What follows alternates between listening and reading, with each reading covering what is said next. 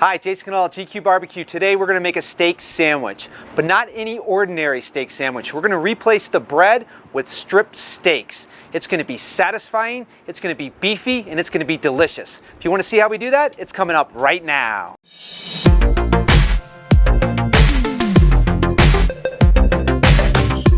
For proven recipes and techniques using live fire, smash down that subscription button and hit that bell notification, and you won't miss any of our videos. If you're on Instagram, give me a follow at jason.ganal. I just got on about a month ago and I'm having all kinds of fun. So the inspiration for today's video comes from the Instagram account of Jules Food. She recently posted a picture of this steak sandwich and I thought it was absolutely mouth-watering. So today we're going to recreate it using our own spin.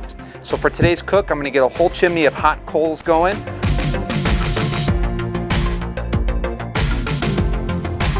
Now that the chimney is lit, I'm going to go ahead and transfer the coals over here to the slow and sear. You can see these coals are piping hot, which is exactly what we want to get a really good sear on both sides of the steak.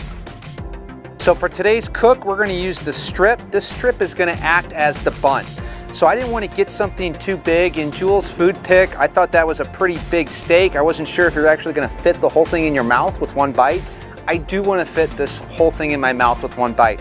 So depending on how the butcher cuts it, you can just cut it right down the middle to get the proper width for each particular piece of bread or steak you have. So this is what I like, which is just a little bit under an inch. And as a rule of thumb for me, we don't reverse sear any of our steaks if they're under 1 inch. So we're just going to be able to do a quick sear on both sides. We'll get that nice bit of pink right down the middle. I'm going to season with a little bit of salt and pepper on both sides. It's a thin steak, so we do want to be careful to not over season it because we do want the beef to be the most prevalent thing we taste. Nice and hot. Listen to that sizzle. Just what we want.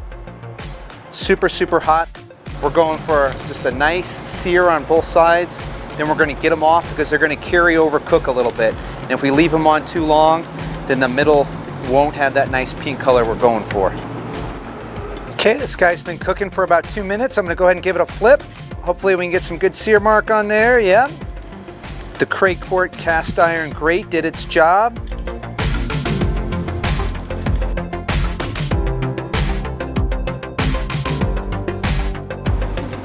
So we're going to let this go for about another minute or so and then we'll pull them off.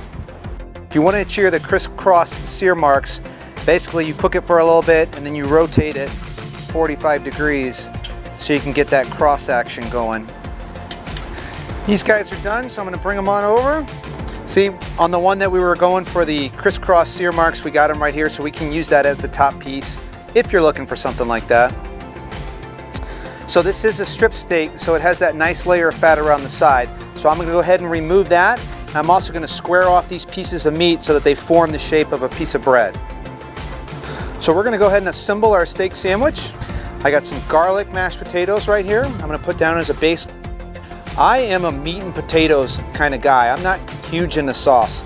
If you guys like a steak sauce, use whatever you like, but being just a meat and potatoes kind of guy, I'm going to load this thing up with just meat and potatoes. So we'll put down a little bit of garlic mashed potatoes. We're going to put down some French fries right here. I've got some beer battered onion rings that I'm going to chop up into little bitty pieces. And we're going to top with our other piece of strip steak. And there we have it. Beautiful meat and potatoes steak sandwich. All right, I'm going to go ahead and cut into this and see what we got. Got to be very delicate so the whole thing doesn't fall apart. I recommend a serrated knife.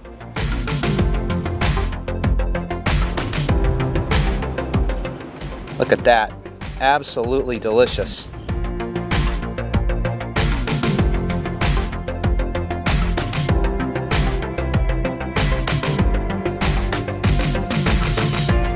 My mouth is literally watering right now. I cannot wait to try this. Now for my favorite part, the taste test. Absolutely phenomenal. I don't even know where to start. The steak was cooked perfectly. It was tender.